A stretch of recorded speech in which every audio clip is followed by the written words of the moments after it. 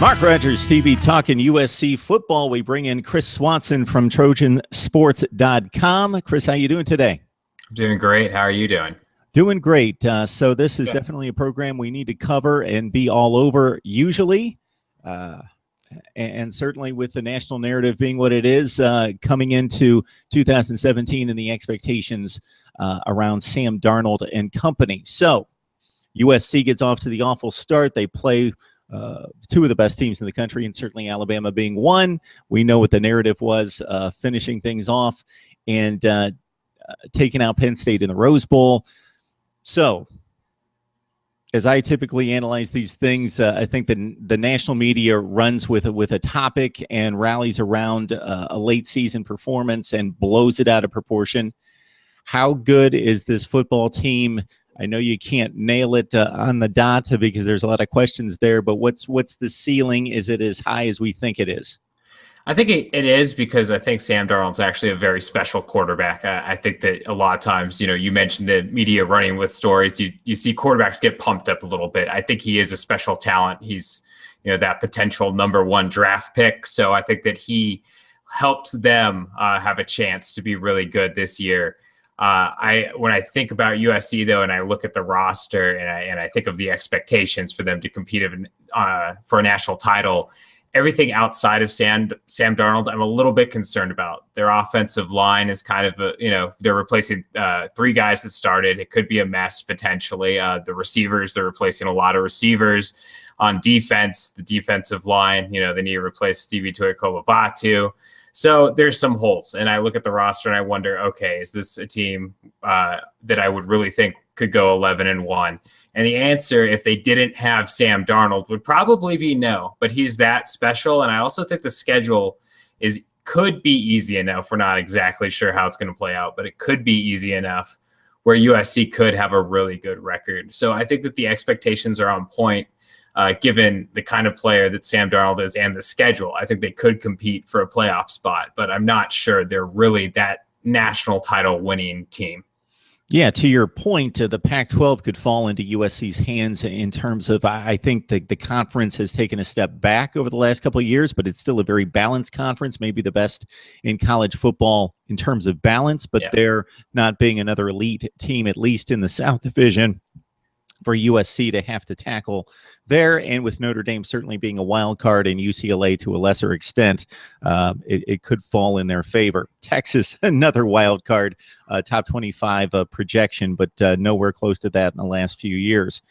You mentioned the nose tackle position, and we want to remind everyone that they can catch the full conversations right on a Stitcher, Podbean, and iTunes at Mark Rogers TV. Just search that, and also, of course, subscribe to our YouTube channel. Kenny Bigelow, Josh Fatu, they're the two guys that at least grab my attention in regards to name recognition outside the program. Is there a particular player that you think is standing out at this point? Because we understand that the philosophy is to stick with one guy primarily.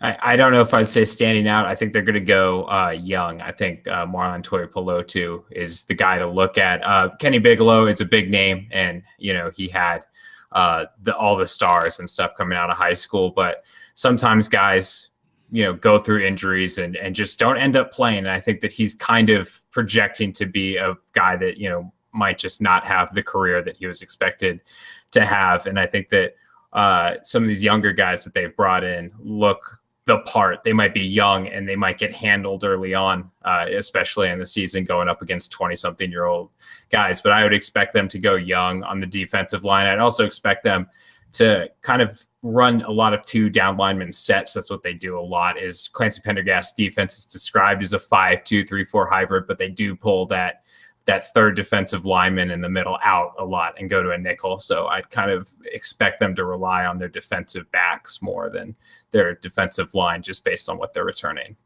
Chris Swanson joining us from Trojan Sports. Let's move to the next level. Cam Smith highlights the linebacking core. He had the big 3-interception game against Utah, and sometimes, we talked about national narrative off the top, and sometimes this happens as well.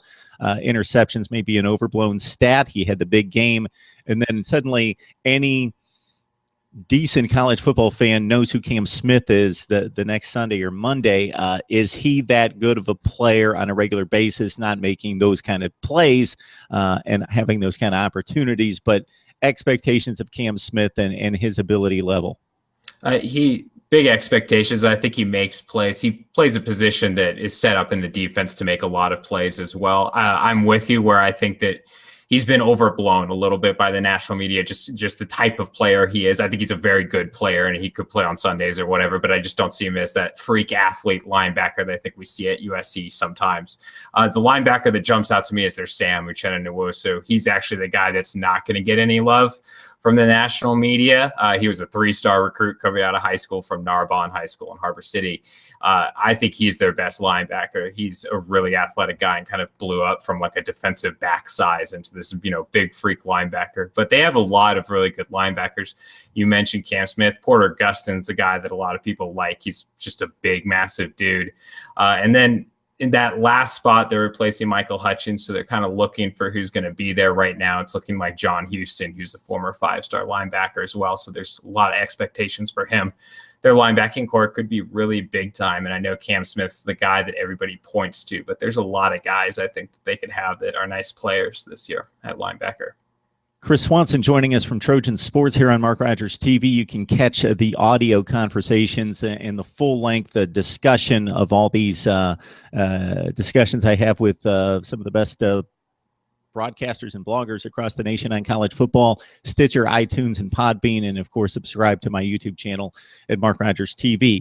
Adoree Jackson gone. The news came out a couple days ago. Dominic Davis moving to the defensive side of the ball. I don't know if that speaks more to his inability to break through the running back situation or the necessary situation on defense to get some help at the cornerback spot. How do you assess that? I think it's a little bit of both. I don't think he was going to play at running back very much for USC, and it was trending that way. I think they do have a need at corner, and they're trying to fill it, but I wouldn't expect him to fill that need. He's just, to me, he seems like a player that he can play corner, so they're going to try it because they have the need there. They don't have the need at running back. I don't think he's going to break by a lot of these, highly recruited cornerbacks that USC has. I think Jackie Jones and Biggie Marshall are probably going to be pretty locked in with that position there. But I think you're right on. I think that Dom Davis wasn't trending his way at tailback. Stephen Carr is making a big impact as a freshman. It looks like early on in camp, there's a lot of guys there, and they're shallow in depth at corner. That's definitely fair to say at this point. Chris Swanson from Trojan Sports joining us here on Mark Rogers TV to talk up USC football. And a field goal won the Rose Bowl. Matt Bormeister no longer with the program, and place kicking seems to be a mess at this point in regards to what we're hearing out of camp, Chris. So is there one particular guy based on track record, whether it even goes back to high school, that seems to be the guy if he can gain some consistency in camp? I think Michael Brown's the name that everybody's looking at, but I don't really know what to tell you because it has been bad. It's been really bad, and that could be a huge issue for them. Obviously, the place kickers don't get a lot of love, but as you said, a kick won the Rose Bowl. There's a lot of big moments in college football that come down to kicks. Ask Florida State and Miami, right?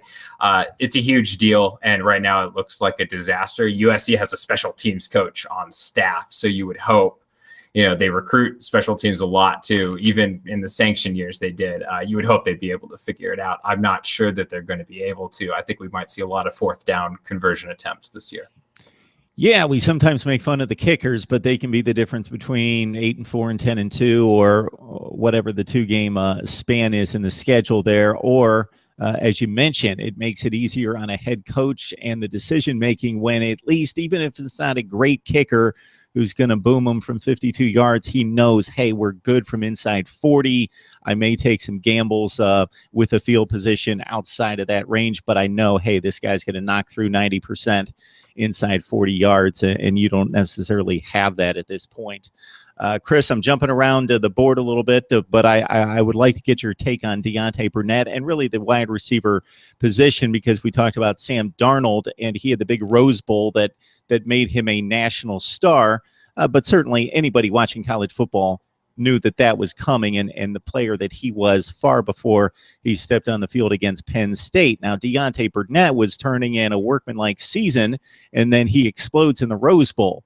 We don't expect him to catch 13 passes for 3 touchdowns in every game, but is this a foreshadowing of things to come?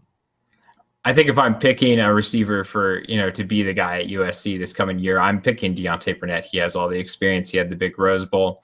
USC's receiving core is going to be much different than it was last year. Sam Darnold is not throwing to Juju Smith-Schuster, Darius Rogers anymore.